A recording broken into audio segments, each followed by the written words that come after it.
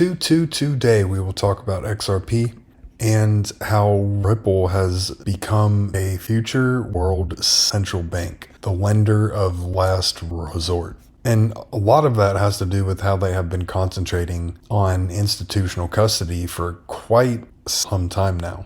Here are some comments on that, all of the way back in 2019.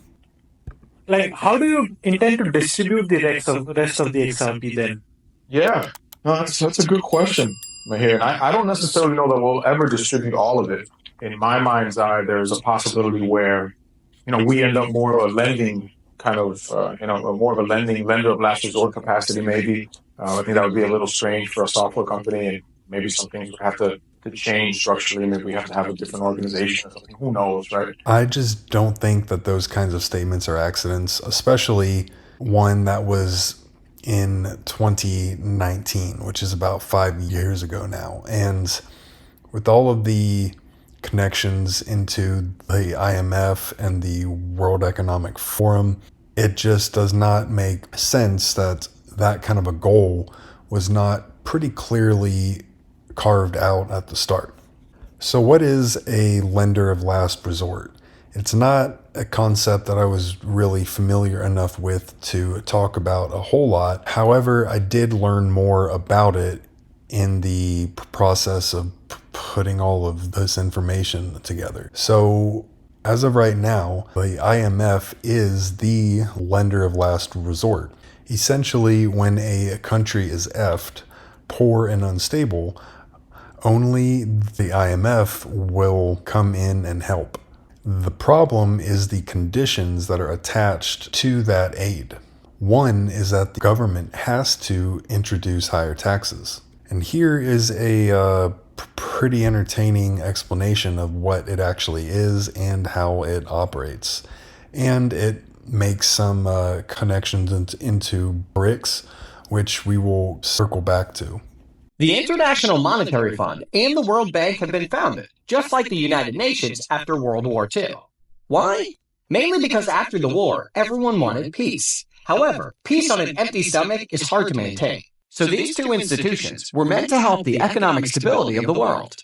Both of them are basically banks, but instead of being started by individuals like regular banks, they've been started by countries. Most of the world's countries are members of the two institutions, but of course, the richest countries are those who handled most of the financing, and ultimately, those who have the greatest influence. The IMF and the World Bank were designed to complement each other. The IMF's main goal is helping countries which are currently in trouble, and who cannot get money by other means. Perhaps their economy collapsed, perhaps their currency is in danger.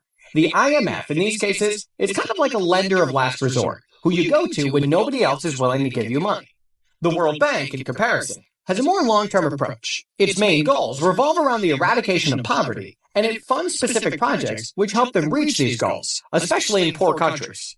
Unfortunately, the reputation of these institutions has been dwindling, mainly due to practices such as lending to corrupt governments or even dictators and imposing ineffective austerity measures to get their money back. If run properly, however, they definitely could help make the world a better place. So I called it entertaining because that is a extremely optimistic take on everything. And I did find it pretty hilarious that it explained how the IMF and the World Bank were created for peace. So I hope everyone had a good chuckle out of that.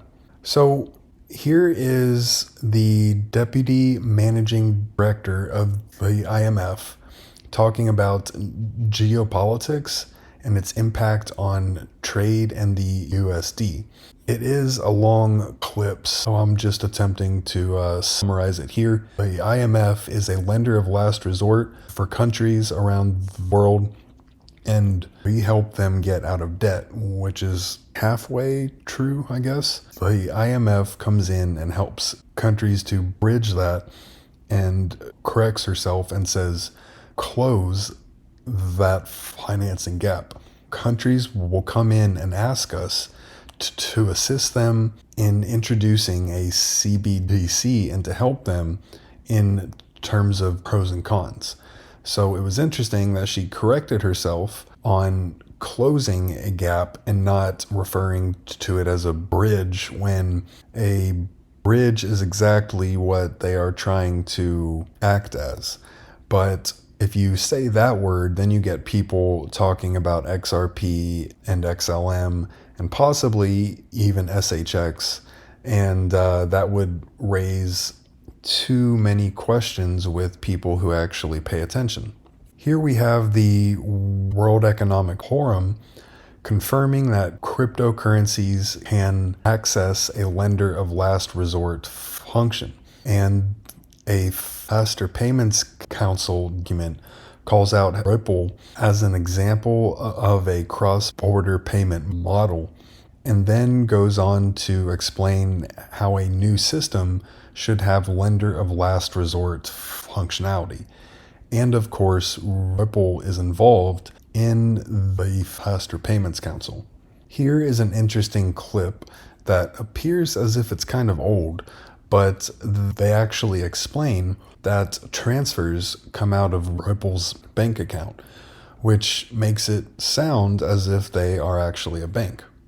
Is we work with you as an organization to determine how much value that you'd like to have and hold for those cross-border payments on a daily basis. So you'll have access to the funds in a wallet on bailment. So you don't at that point own the XRP that's sat in that wallet.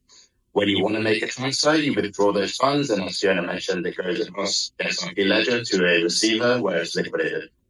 The following business day, you will then get an invoice from Ripple that says, hey, yesterday you made a $500,000 payment. Here's the invoice to repay that to Ripple. And that would be a local Aussie dollar payment from your bank account to Ripple's bank account in Australia. I haven't ever heard that actually explained that way, so I'm not sure if it was just a mis-explanation in order to try to easily explain it, or if that was a slip of the tongue. Here's where we begin to tie back into the current economic environment and how BRICS could possibly be involved here. You will get a gold revaluation by market forces or by design by central banks because they need it to fix their balance sheets.